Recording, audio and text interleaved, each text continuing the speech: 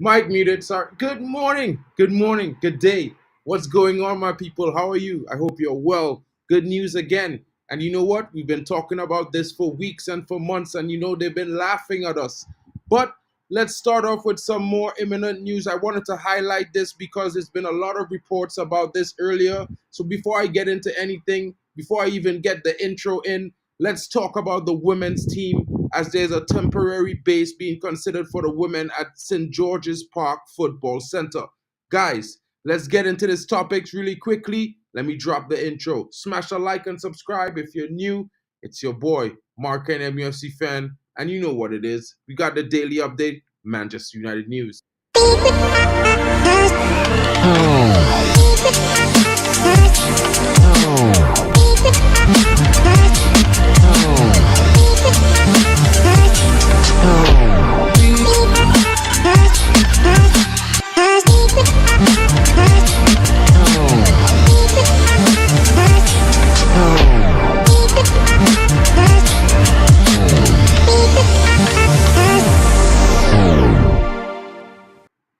Big up, guys. Let's get right into this story really quickly. Let me just turn this mic down a little bit.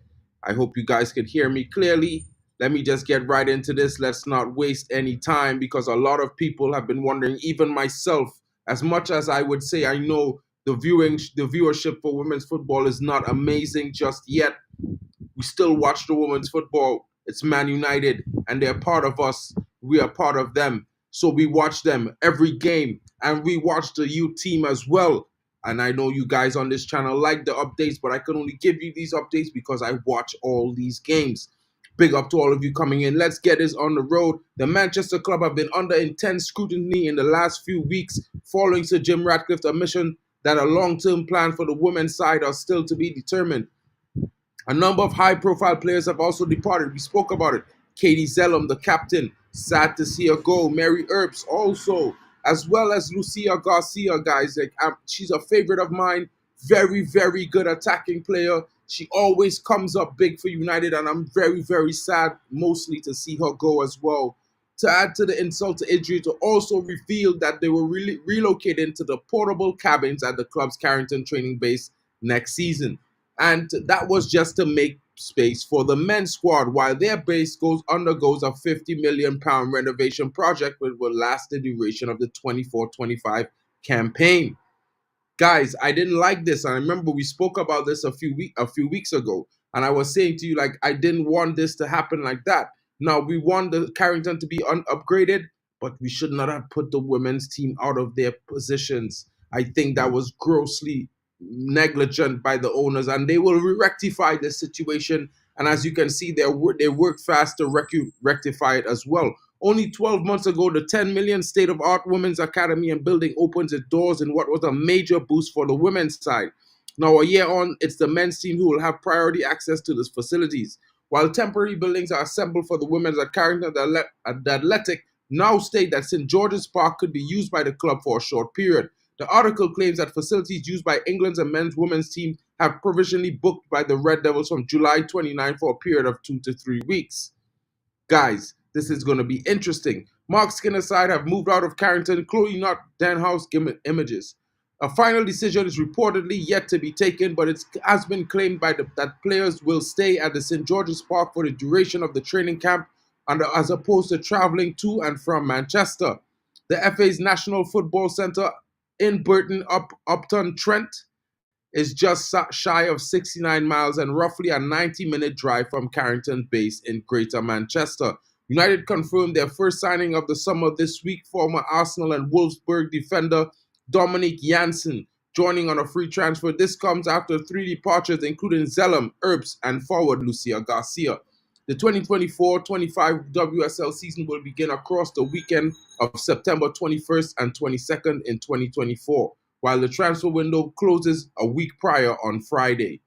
Guys, what are your thoughts? Get in the comments. Let me know what you're thinking because it's been interesting. Big up to you, Shay. Yes, guys. And make sure, remember, hit the like button and subscribe. If you're new, let's get me to 300 subscribers, 100%, my brother. Big up to you, Richard Hawkins, coming in. What's good? What's good? Hey, Gavin Underwood. What's you doing, my bro? Hope you're well. Big up to you guys coming in, and don't forget to smash a like and even give a like retweet for those of you on X. It will help the channel grow immensely, and I will thank you so much in advance. Let's move on right along, guys, straight to the news at hand. Breaking news today, which I talked about. I did speak about this yesterday morning, guys. So for those of you who saw the stream yesterday, I did announce that the contract was all but signed yesterday afternoon, and there would be official remarks today onwards about this contract. Erik ten Hag has signed a contract extension with Manchester, will keep him at the club until 2026, putting to bed previous doubts over the manager's position. The Dutchman role was under scrutiny from the new minority owners led by Sir Jim Ratcliffe and Ineos, but at the end of the season review, determined that Ten Hag was the right man to take the club forward. So for all of those guys arguing that and saying they said grandly they would back whoever manager Ineos decides to sign, well, this is the manager Ineos has decided to sign, guys. So I'm guessing that, you know, all those who were saying that are now going to be backing this manager, just as the structure and the new owners are backing him as well. Despite an underwhelming Premier League and Champions League campaign last year, which saw the United endure the lowest league finish, 8th, and an early group exit in the Champions League, Ten Hag has won 2 trophies in many years, taking charge at Old Trafford. The 50-year-old was vocal about his desire to remain at the club and held positive talks with United after winning the FA Cup final against Pep Guardiola's Manchester City. Before agreeing terms for a contract extension, speaking of a new deal, Ten Hag said, "I'm very pleased to have reached the agreement with the club and to continue working together. Looking back at the past 2 years, we can reflect with pride on 2 trophies and many examples of progression from where we were when I joined the club. However, we must also be clear there's still a lot of hard work ahead to reach the levels expected of Manchester United, which means challenging for English and European titles. In my discussions with the club, we have found complete unity in our vision for reaching those goals, and we are strongly committed to making that journey together." Man United new sporting director Dan Rashford added, "With 2 trophies in the past 2 seasons, Erik has reinforced his record as one of the most consistently successful coaches in European football. While the club's review of the last season highlighted areas for improvement, it's also reached a clear conclusion that Erik was the best partner for us to work with in driving up the standards and outcomes. The group of players and staff have already shown they are capable of competing and winning at top level. Now we need to do it more consistently. With our strengthened football leadership team now in place, we are looking forward to working hand in hand with Erik to achieve our shared ambitions for this football club." Guys, what are your thoughts? Let me know what you are thinking, because this is very, very interesting. Big up to you, Yarli Malmeen, Director of Global Talent. How interesting. That's some good news. You know what I'm saying, bro? And you know, Yarli, it was really interesting that we signed Christopher Vivell as well. I think it's going to be very interesting to see what is happening, because as you know, Yarli, I always champion the fact that we have an amazing scouting network, but it was highly underutilized, you know. And on from the guarantee news, let's go on to some little bit more good news. As I was telling you guys yesterday, it's already been reported in Germany that these things are all but done. But you know, as the news trickles out and the confirmations are coming, 100%. Yeah, I think, you know, they are a priority, Richard. I just think that the reason why, you know, I just think it was a bad oversight by them to not say, you know what, let's get the men to that facility and let them train there while we repair their facilities. I think it was just an oversight, and I think they would make amends for this, and I would hope that they do, because the women's team were doing pretty well last season. You know, we had some blunders to the end, a lot of mistakes by the captain and former goalkeeper Mary Earps as well. And, you know, it dropped us from being in first to being in 5th. And it was a difficult finish to the season. We also got knocked out of the Champions League due to some mistakes as well. But you know what? Next season could be better. We have a lot of talent in the squad, a lot of young talent breaking through in the women's team as well. And it's going to be very interesting. We added, you know, they're going to add a few more targets. I think they're looking at some more attacking targets that are going to come in. There's going to be a young Japanese as well joining the squad again, I think, to join Hinata, you know. So look forward to it. They're going to put priority to the women's team. They're going to see a lot of signings this summer as well. So don't worry about that. I think they just made a bit of an oversight. Right, now let's get into this story. Understanding in place and United are willing to meet the club's demands to get the first transfer over the line. Manchester United have reached an agreement with Matthias de Ligt over a 5-year contract at Old Trafford. As it stands, it looking that the Dutchman could be United's first signing of the summer window. Therefore, their first ever of the Ineos era. Bayern Munich are willing to sanction the list exit due to the host of options they'll have in central defense next season.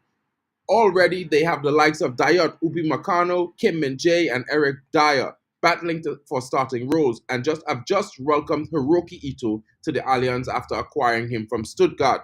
They're looking to poach another centre-back from rivals Leverkusen, two in the form of stalwart Jonathan Tah, who is currently on international duty with the German national team at the Euros. With that in mind, you can't blame the Lit 24 for wanting to embark on a new venture elsewhere.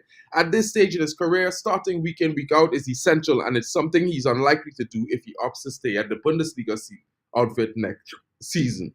Guys, these are other interesting facts that are going to happen. De Ligt will be met by familiar faces at Carrington. Instead, he could reunite with former coach Erik ten Hag, ex-Ajax teammates Andre Onana, Anthony, and Lisandro Martinez. Back in 2019, the Lit established itself as one of Europe's hottest and most sought-after prospects after captaining the Eredivisie outfit to the Champions League semi-finals and a domestic double at just 19 years old. So it's no wonder why Ten Hag is adamant about working with his young protege again. Guys, it's going to be very interesting. Let's see how this unfolds. I bet we will get confirmation news about this maybe tomorrow or on tomorrow morning. I think you're going to hear a done deal from somewhere. But let's see, because the information is really trickling out. Let's get into some other things because, guys, I just wanted to bring some information to you. This is pretty interesting coming off of the back of that information that I just told you. And I think this is what is going on in Germany right now. We have just launched a bid for Dan N'Doye, who plays for Switzerland, guys. I'm not too mad at this. But could this be spelling the end of Marcus Rashford? Because as you know, this youngster is a left-sided winger. Or could this be that, we're making a shuffle, a grand shuffle, you know what I mean? If the price is right, should we do the deal? Big up to you, Goofy. What's good? What's good? Well, I'll tell you in a little while. Let me get through some of these transfer information and I'll show you what's going on. We are full Dutch gang, huh? I don't think so, Dark Crow. I think it's left to be seen. You know what I mean? Big up to you, Tommy Boyle. Good news, I think, Mark, buddy. Erik ten Hag has a good reputation for bringing through youngsters. Our under-18 team is brimming with talent. Hopefully, ETH includes some of them in the preseason tour. Well, Tommy, I don't know if you saw my video like 2 weeks ago, but let me give you a little short remark on that. There are 7 youngsters from the under-18s that are promoted to the first team. They will be, training with the first team consistently. They might even feature in games, but definitely they're going to be featuring in the preseason tour. The preseason tour is no longer what it was last term. Last term, we saw 2 teams, a youth team and a senior team. This term, it's going to be 1 team with everyone there fighting for spaces, whether it be as a squad rotational player, as an important role, or as a backup substitute. There's four league competitions for Manchester United next season, so we're definitely going to need a lot of depth. I think Erik ten Hag is planning to use a different team for the Carabao Cup early stages and a different team for the Premier League and Europa Cup stages as well. So it might be interesting to see what happens because, I did a few shows earlier where I talked about Ethan Wheatley. He has already been promoted. You have already seen he's gotten game time in the first team. He will be getting some more of that as he will probably be the starting striker when we go on tour because Rasmus will be on vacation for 2 weeks and our tour starts literally in 12 days. So it's a bit interesting times, guys. Also, keep note, you're going to see Shea Lacey. You're going to see the likes of the young Fletcher twins. You probably won't see Jack because he's just coming back from injury. But you're going to see Tyler. You're definitely going to see Ogbonoyi. You're going to see more of a young guy, Willie Kwambala, who I pretty much like his cameos last season. You're going to see a lot of Harry Amas as well, Jack Kingdon, and you're also going to see the likes of Toby Collier. So it's going to be very interesting. Very, very interesting, guys. Keep your eyes peeled because the information is going to be coming. As someone who has been going to watch them since 1966, the reason it's ETH in is because there's no one better available. Richard, I couldn't say that better myself, my brother. Big up to you, broski. Let's get right into the story as we talk about the bid that Manchester has been rumored to have lodged for Dan N'Doye. Manchester United have made a formal bid to sign Swiss international Dan N'Doye from Bologna. According to Team Talk, the offer marks the beginning of a potential 105 million triple signing strategy for the club this summer. Right.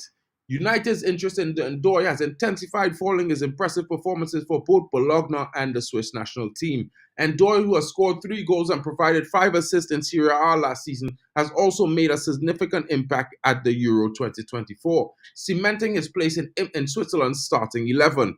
Notably, he scored for the first time volley in Switzerland's 1-1 draw with Germany.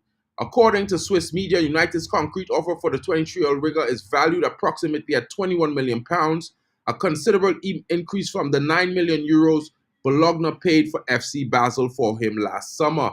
Bologna reported to be open to cashing in on N'Doye, giving his rising stock and profit the potential. N'Doye is not the only target for United this transfer window. The club is also reportedly confident in their pursuit of Joshua Zirkzee. Despite previous interest from Arsenal and AC Milan, United appear to be in pole position, with Bologna's technical director Giovanni Sartori acknowledging a 99% chance of Zirkzee leaving due to his £40 million release clause. In addition to N'Doye and Zirkzee, United are in negotiations for Bayern Munich defender Matthias de Ligt. The Bayern are reportedly in demanding a fee of $50 million for the Dutch centre-back, though some reports suggest that United might secure him for as little as €40 million. De Ligt is reportedly open to a move, facing stiff competition for his place in the Bayern lineup. Guys, it's very interesting as they mentioned this, because I'm thinking maybe we should definitely be going in for Calafiori as well, as we are already speaking to Bologna. I think we need a left back and a centre back option as well, with De Ligt coming in to partner him just in case of backup. But we're talking about some potential signings here. I'll bring a little bit of news on a youngster that we're possibly going to sign as well. He comes from Crystal Palace. I don't know if you guys might have heard of him, but he's been doing really well in the youth system. In the Premier League youth system right now. Goofy, I don't think N'Doye is bad, bro. I think he's been doing well. I think he did well, bro. Don't stress about that. But check this out. This young talent from this... Samuel Lusale is one of the brightest prospects in Crystal Palace's well-respected academy. The exciting winger could join Manchester United this summer, right? Manchester United are on the verge of signing Samuel Lusale from Crystal Palace, according to Samuel Lokos of the Manchester Evening News. The 16-year-old winger played and impressed in Slovakia's 3 group games in the Under-17 European Championships in May. The teenager who joined Palace 3 years ago is represented by Rock Nation, the talent agency founded by rapper Jay-Z. Rock Nation previously had dealings with Marcus Rashford, but that is no longer the case. Lusale is a speedy winger with lots of skill in his locker. Rock Nation profile him as one of the most exciting attacking players in the UK at under-16 level, which is music to our ears.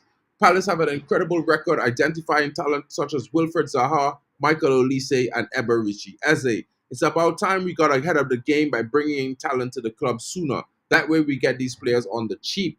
United up one player to keep an eye on next season is Ronnie Edwards after his switch from Peterborough United to Southampton, as per BBC Sport. The 21-year-old won the League 2 Player of the Year and has a high ceiling. He could triple his value after 1 season in the Premier League. The prospect of Lusale joining United is exciting because United shows to have a long-term vision under their new co-owners, especially when English clubs' recruitment at the academy level is restricted as Brexit regulations prohibit them from signing players under the age of 18 from overseas clubs. 100%. So guys, what are your thoughts so far? I think there's going to be some very good chances coming in. Tommy, I agree with you. I think he's been very good. Good young talent, bags of promise. And if we're going to get rid of Jadon Sancho as well as Mason Greenwood, we're definitely going to need to bring in some options at some point.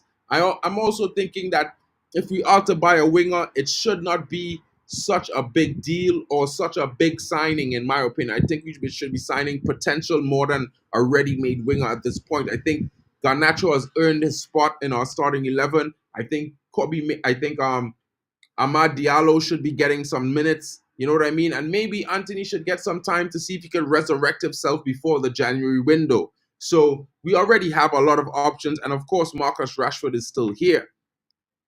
Great news about Manchester United. I'm from West Africa. Big up to you, my broski. Well, you know I'm from Trinidad and Tobago, but you're all welcome here, bro. Big up, big up. And you know what, guys? Tomorrow is Friday, so you know what, guys? I'm gonna have an early morning show. It's gonna happen somewhere in the time around 10, maybe 11 a.m. And I'm gonna probably have you guys come in. I'm gonna open up the stream and drop the link in the chat if you guys want to come in and have your say.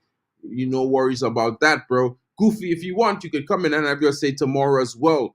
And Richard, you're right. Young talent is what Manchester United was founded on since it was formed. 100%, bro. 100%. And you know what? Let's get right into this other story. There's been some other interest, guys. So I'm going to bring this to you right now. Fabrizio Romano has also been tweeting about this recently. Manchester United interest in Bournemouth's Milos Kerkez is genuine. And the guy has been having a great time at the Euros as well. Manchester United reportedly looking at Bournemouth's Milos Kerkez, guys. He has had a really good season for Bournemouth. I think he's a very good talent.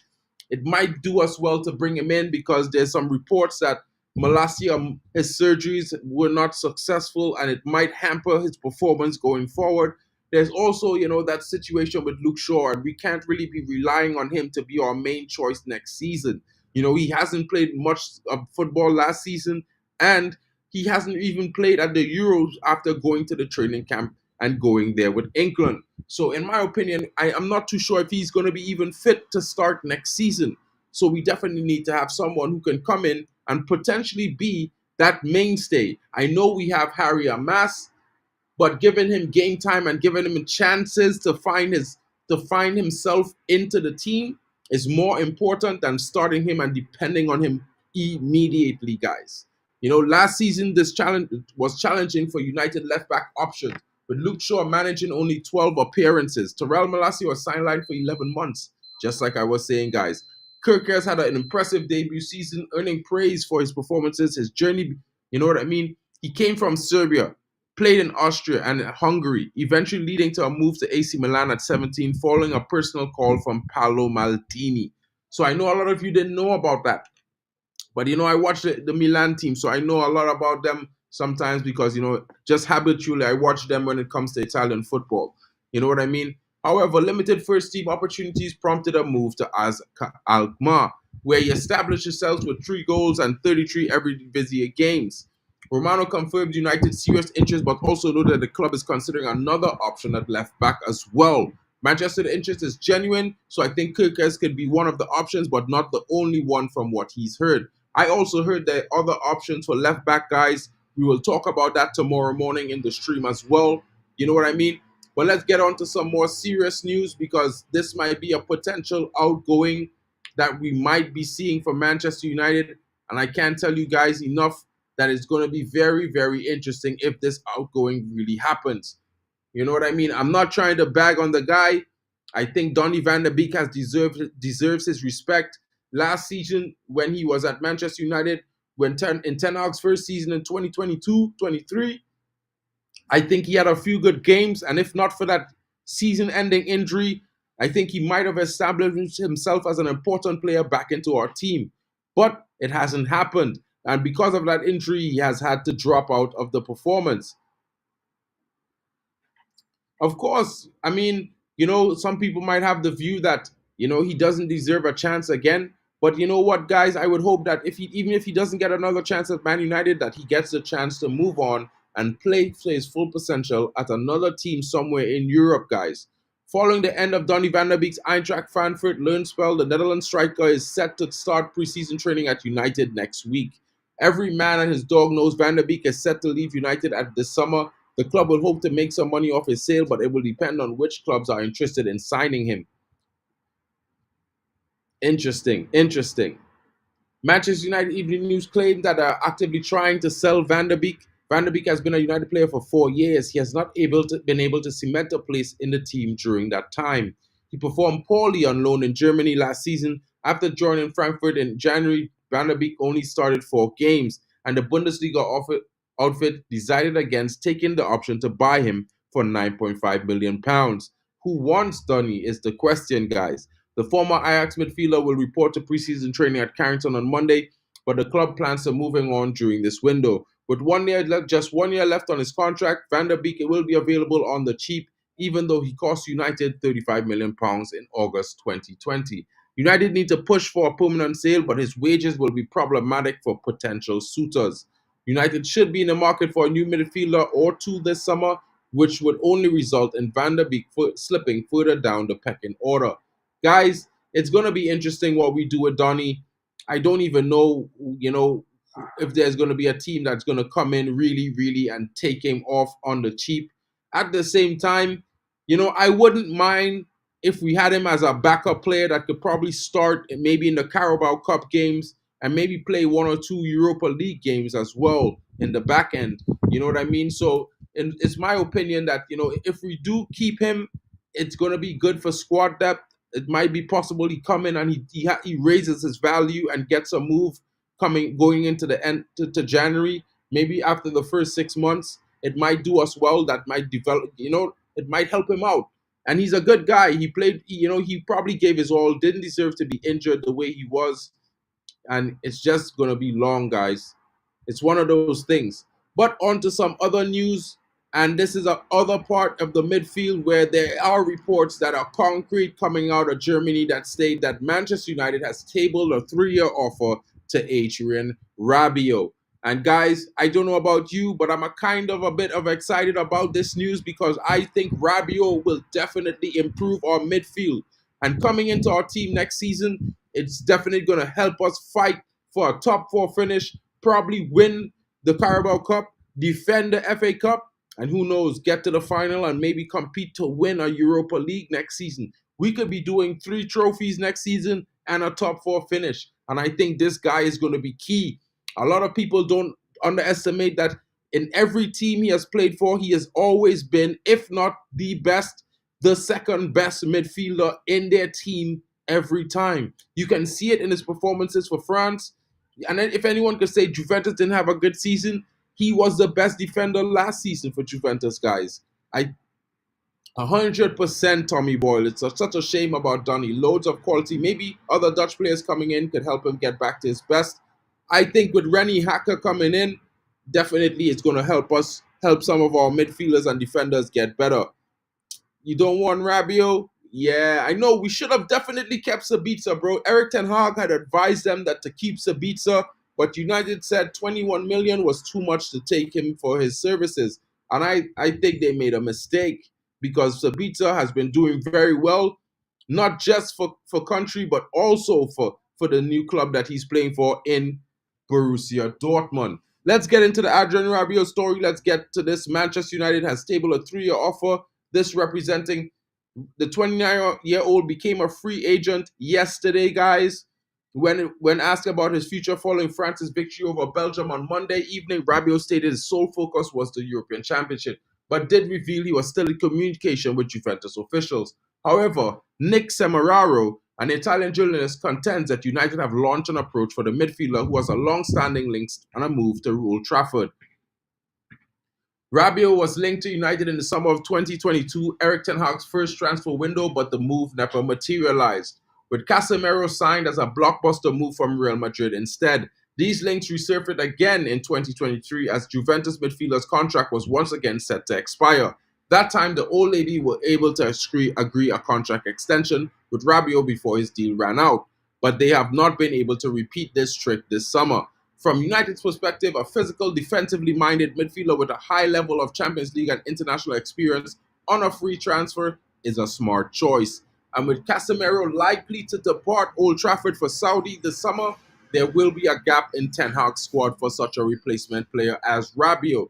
United fans' finances are set to be stretched this summer by the pressure of the Premier League's profits and sustainability rules. This means any outbound transfers will be important to generating funds to then bring in new signings. if the club were able to overhaul their midfield by selling Casemiro and Eriksen both, bringing in Rabiot on a free and the prodigious talent like Benfica's João Neves, it would have a transformative effect on key areas of weakness for United.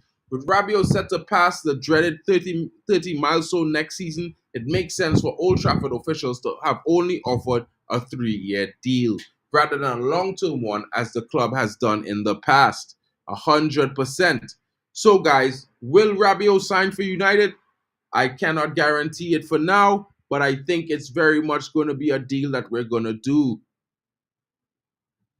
Yeah, but you know what, Richard? Like, you know, all these, his mother is his agent, and all agents do, they try to get the most bang for their player's buck. You know what I'm saying? So it's one of those things where you're going to have to look at it from that perspective, and it's like, it's with every single agent. I mean, look at Marcus Rashford agent. That's his brother. And they got the United to pay him 375K last season when his contract expired. You know what I mean? Making him our most expensive player currently. I think, you know what I mean? If we weren't going to say that for Marcus Rashford, maybe we shouldn't have such a big idea of that problem for Rabiot. Exactly, Compost. I'm not opposed to him coming in as a Eriksen replacement. And the wages aren't going to be that high, in my honest opinion. 200K plus bonuses. It's going to be very good. I think he would accept that. It's going to be in pounds. So it's going to be like maybe almost like 260,000-70,000 pounds in euros, which he's getting less than that right now as we speak. He's getting like 200 in euros. That's way less than what he will be getting currently. It's going to be almost 1.5 times that what he's getting when it converts to pounds. Goofy, I'm not ignoring you, bro. I'm just thinking basically that you're mad. ETH in for 8, good. No style of play, 7-0, biggest rival. Bro, that biggest rival could not beat Manchester United this season in no game. No game, bro. The best they could do was get a free penalty from the referee to help them draw. You understand what I'm saying? So if the first season he lost to that guy, but the second season that guy could not beat him in no matter the competition domestically, then you have to say that he's improved. You know what I'm saying? He's the first manager to beat Pep Guardiola in a final in the English domestic league since Pep Guardiola has came to the league. Think about it. And tell me if that's not improvement, bro. Tell me if that's not improvement, Goofy. Yeah, I don't know why people don't like the idea of signing Rabiot. Deschamps keep picking him for France, so Rabiot must be something right all the time. 100%, bro.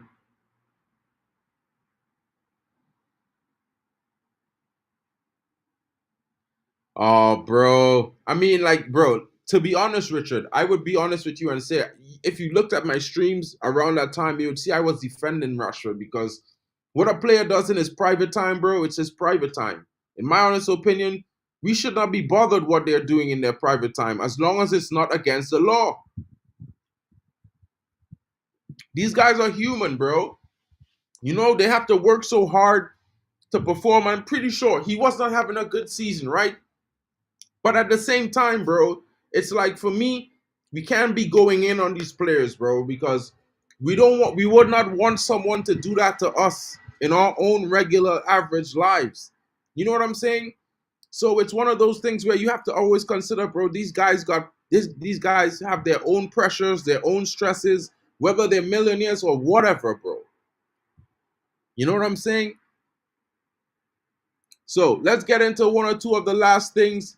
You know what I mean? As I talked about that player just now, Rabiot, let's talk about Jadon Sancho. And Ineos tell the player's potential suitor they want a deal done by mid-July after outlining the price tag, guys. And this is very interesting to me. It's one of those things where I feel kind of sad and happy at the same time. I'm really sad because Jadon Sancho has Trinidadian links, so I back him. I wish he had shown the form he's shown at Dortmund before coming to United. He had his best season under Erik ten Hag.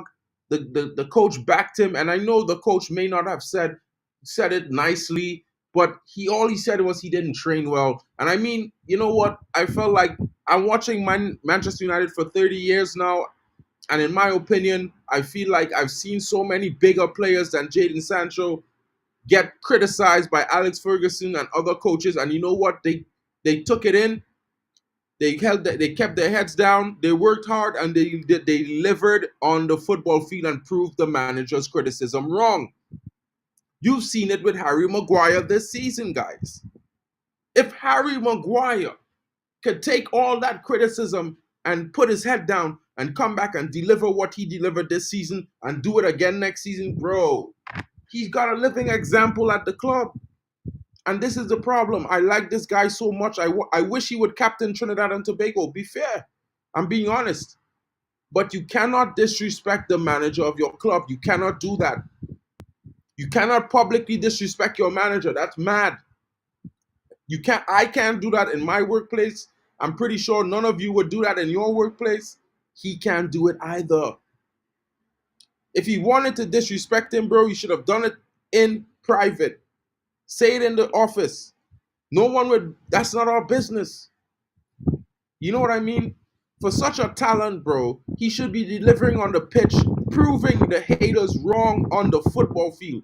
He was at Dortmund for the last few months. He had a few good games, bro. I've seen him play live. He's like 30 minutes from me. You know what I mean? So it's like when people say he's scapegoated, bro, Ednan Terzic said the same thing about Jadon Sancho after 3 weeks of him being at Borussia Dortmund, bro. So, Goofy, you could come and say he was scapegoated. So, was he scapegoated by the Borussia Dortmund manager as well? Because he said Sancho is not training to the levels that we know he can. And we know he can do that. And as a player, he knows the levels that we expect from him. This is what Ednan Terzic said about him 3 weeks after he joined Dortmund on loan.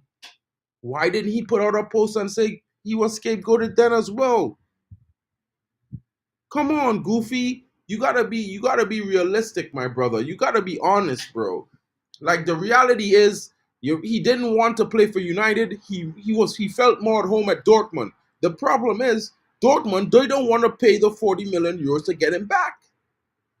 They don't even want to play 30. So Terzic now is another scrub.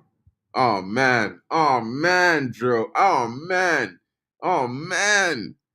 Ineos, seemingly aiming to get Jadon Sancho off the books at Manchester United as quickly as possible, has put his transfer funds to better use. At present, the winger has been linked with a host of clubs, with a permanent transfer to Borussia Dortmund all but ruled out due to the Germans' financial woes.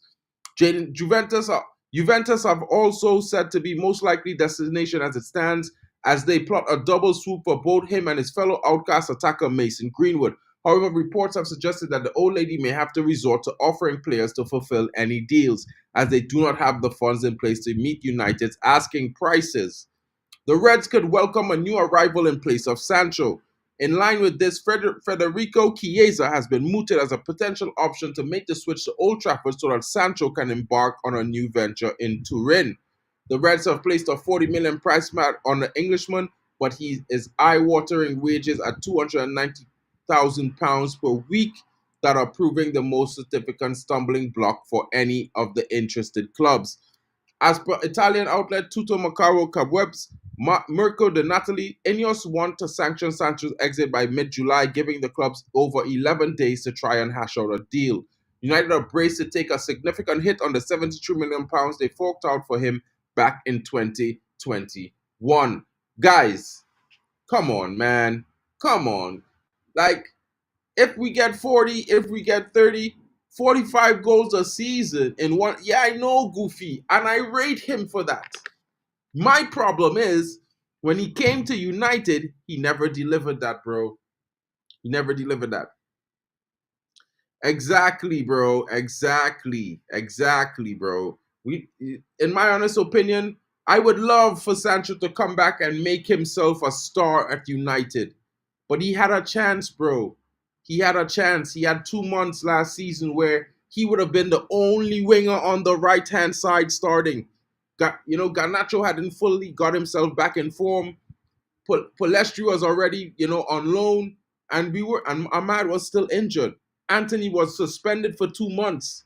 Sancho had the wing to himself. Where was he, broski? Where was he? And to be fair, bro, Dortmund can be broke. They sell players for like 100 million and stuff the other day. Anyway, let's bring back some news, some good news, and let's bring it out with a bang. As I bring to you João Neves, guys, the reports are intensifying in Germany as we are speaking, and the club president rejects United's improved 59 million bid for vital star, but the door is not closed to negotiations. We are still in with a shout. And João Neves is very possible, guys. I want you to be on the lookout. I am guaranteeing you we're going to make one marquee signing this summer. And I think it's going to be this guy. I'm 78.8% sure it's going to be this guy. The reports are so thick and fast and so harried in Germany at the moment that I could only see it ending with us paying maybe 65 million pounds and João Neves coming through the door. Now, the reason why I say this is because we made an improved bid, which is 59 million pounds, the equivalent of 72 million euros, guys. Right? And as long as they did not reject that bid completely and they said, listen, let's talk, it means they're willing to negotiate.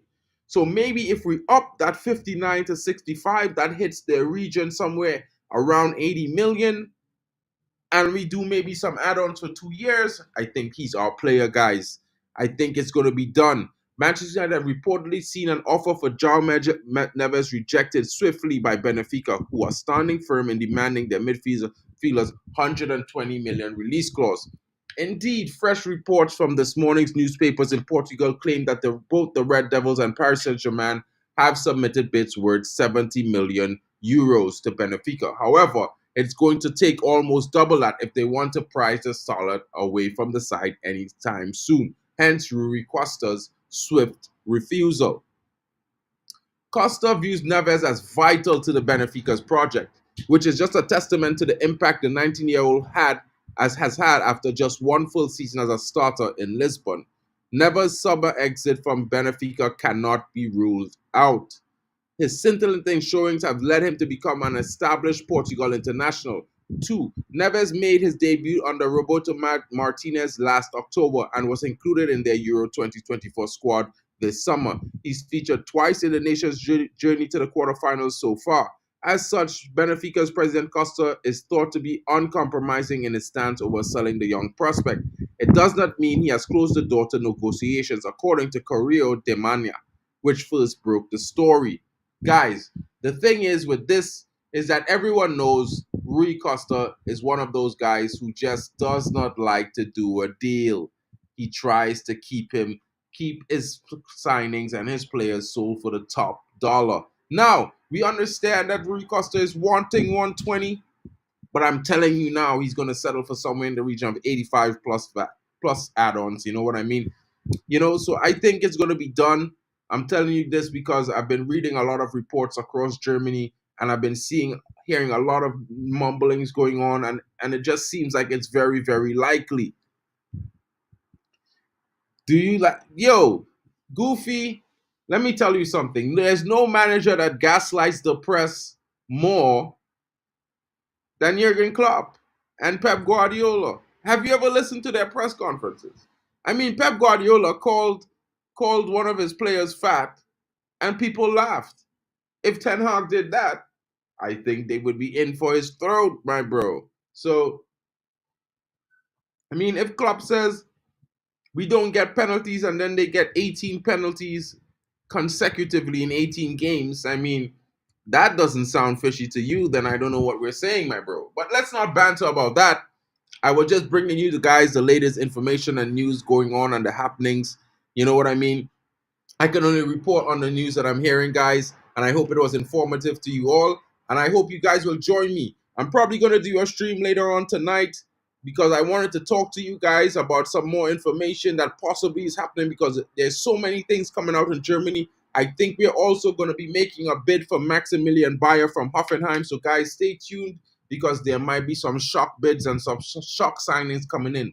Tomorrow is Friday, and I'm telling you guys now, there's definitely going to be a signing tomorrow that's confirmed, a done deal. I don't know which one it's going to be, but there's definitely going to be at least one. Because by next week, I'm guaranteeing you we will have signed 4 brand new players and might have seen 2 or 3 players leave the club. So we'll get you back with the latest news, guys. Don't forget to smash a like and subscribe. And you know what it is. There's a lot of options and possibilities. Now that Dan Ashworth is in, you know, Omar Barada starts next week. And that's why I'm thinking that you're going to see exits next week, because Omar Barada is the king of doing these reshuffles. You know what I mean, guys? He done it at Man City, and he's going to do it for Man United. It's a lot of money for a 19-year-old, big risk, but he does have bags of potential. You know what sells me Tommy Boyle? When I look at Roberto Carlos and I look at Joao Neves, I see a similar physique. I see a guy with some strong legs that looks like he could run for hours. And when he hits that ball, it has an impact like a rocket. You know what I'm saying? I think he's going to be very good. I've seen him play a lot of football this season because I was watching him over the course of the season since Christmas. And in my honest opinion, he's very, very strong on the ball. You know, he might not look like he has a big body, but his legs provide a very secure base for him to keep his balance from. He's very nimble as well. He can break lines, and he's not afraid of getting into the thick of a physical battle. So it might be interesting, guys. It's going to be a very, very, very big risk. Anything above 70 million is a huge risk, and it's a young player. But you know what? I think we're going to have a support network around him. We have a manager who has, you know, won his honors by promoting youth players. He's known across Europe as one of the best coaches for young talent. So I would not be surprised if he comes here and he flourishes as well. You know what I mean? Big up to Luan France coming in. I see it's at 15 likes. Big up for that. And who knows, that might be the number the youngster will be wearing when he comes to United. But you never know. I could be just saying what I'm saying. You know what I'm saying? Yeah, bro. Like, he reminds me of Roberto Carlos when I look at his physique, bro. Like, I'm like, whoa, where did he get those legs?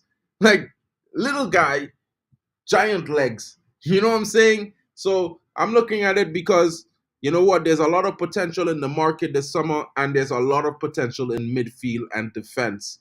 We are seeing reports that Arsenal are closing in on a deal for Calafiori, but guys, I'm definitely not closing my hopes off to United hijacking it, because we've done it to them last season, and we might do it again. You never know what will happen. So guys, catch you guys later. I'm about to go get some lunch and probably do some work, because you know I should be doing some work as well. This is the fun time. Talking about Man United is my favorite pastime, guys. You know what? And if you guys want to, you know, support the channel, smash a like, share it along. It's just free, guys. You know what it is. Big up to you all coming in. Thank you so much for all being here. Big up to you, Gavin Underwood. Big up to you, Tommy Boyle. Goofy. I don't ignore you, bro. But you know what?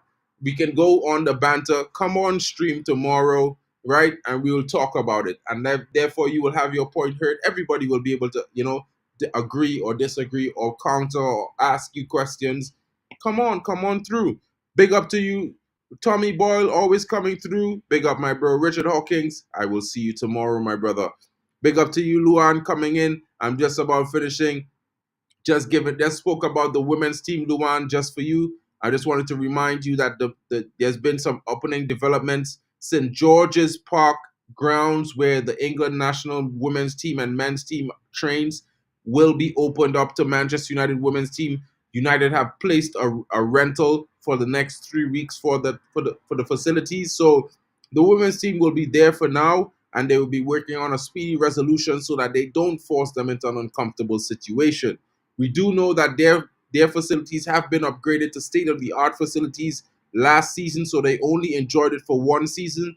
And what is happening right now, that the United men are going to be using it for this term, you know, we kind of disagree there. I think it should be the women still in their facilities and the men that should be training at St. George's. But, you know, the oversight was not part of my doing. And you know what? Sometimes things happen, and you know, we could say here and say it's a terrible thing, but at the same time, it's one of those things where, you know, I kind of feel bad. You know what I mean? I feel sad to see Luisa Garcia leaving, Mary Earps is leaving as well, and Katie Zellum. But we just signed signed this defender, very experienced in Miss Jansen. So she's going to be here. She's already walked through the door, and I'm hearing that we're going to sign 7 other players, including another young Japanese talent, to partner with Hinata in the midfield. So guys, stay tuned for more information, and we will be back later on with the latest update in today, because there might be some breaking developments between today and tomorrow. I hope you guys have a great day. It's been your boy, MarkN MUFC fan, with the daily update, Manchester United news, and my personal views as well. You know how it goes. Big up to all of you. Thank you so much for always joining me and keeping me company every day, guys.